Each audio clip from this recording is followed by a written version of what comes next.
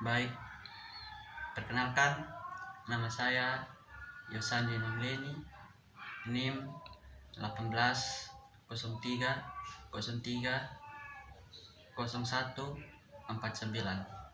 kelas C, semester 6, prodi sosiologi. Baik, pada kesempatan ini saya akan mempresentasikan hasil kerja saya yang berjudul Peluang Korupsi dalam Penanganan COVID-19. Yang pertama adalah anggaran fantastis penanganan COVID-19. Pemerintah Provinsi NTT menaikkan anggaran penanganan pandemi virus corona atau COVID-19 dari 60 miliar menjadi 286 miliar.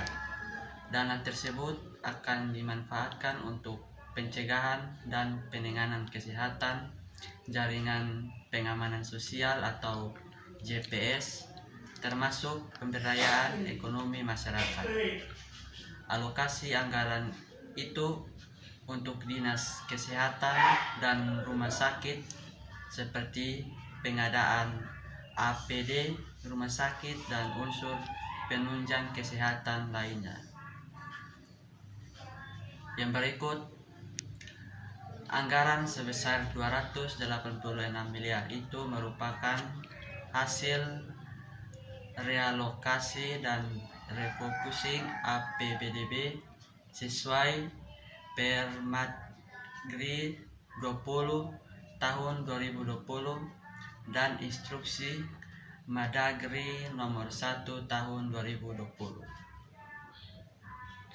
Alokasi anggaran 286 miliar itu mencakup pencegahan dan penanganan kesehatan mencapai 81 miliar lebih, 105 miliar untuk JPS dan 100 miliar untuk pemberdayaan ekonomi masyarakat.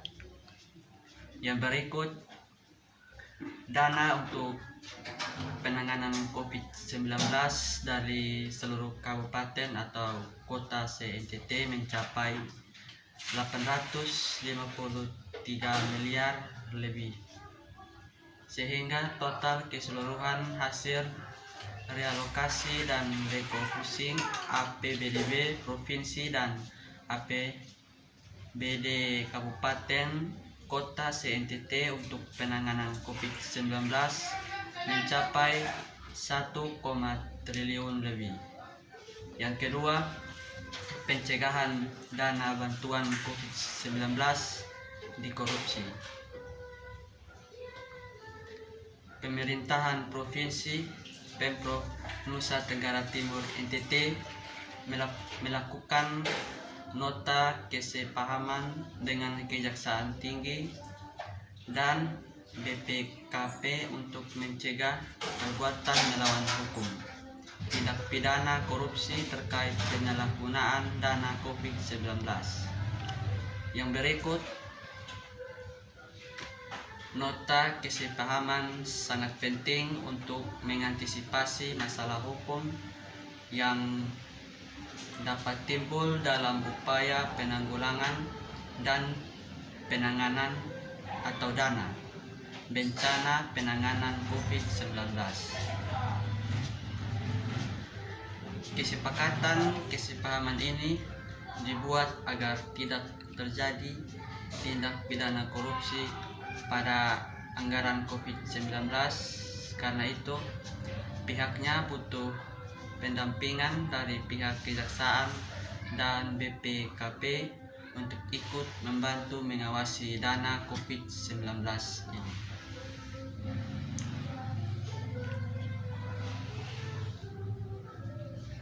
Nota kesepahaman ini dapat ditindaklanjuti secara konkret agar tidak ada kesalahpahaman, terutama terkait bantuan kemanusiaan dampak COVID-19. harus dipastikan agar masyarakat menerima adalah mereka yang betul-betul pantas dan layak untuk mendapatkannya.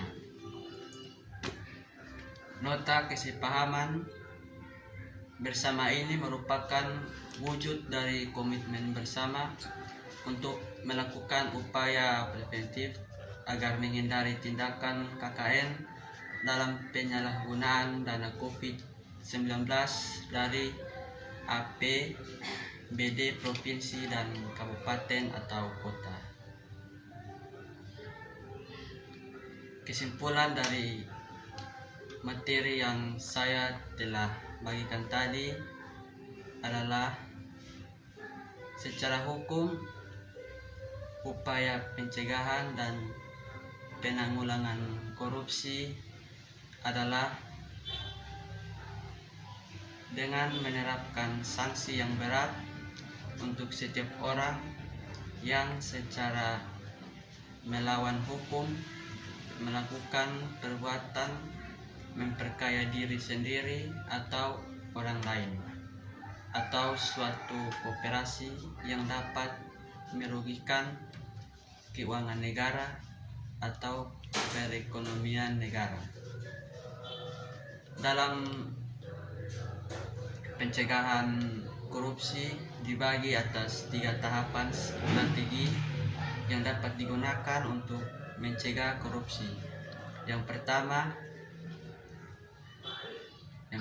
adalah strategi jangka pendek dengan memberikan arahan dalam upaya pencegahan. Yang kedua, strategi menengah berupa perbaikan sistem untuk menutup celah korupsi.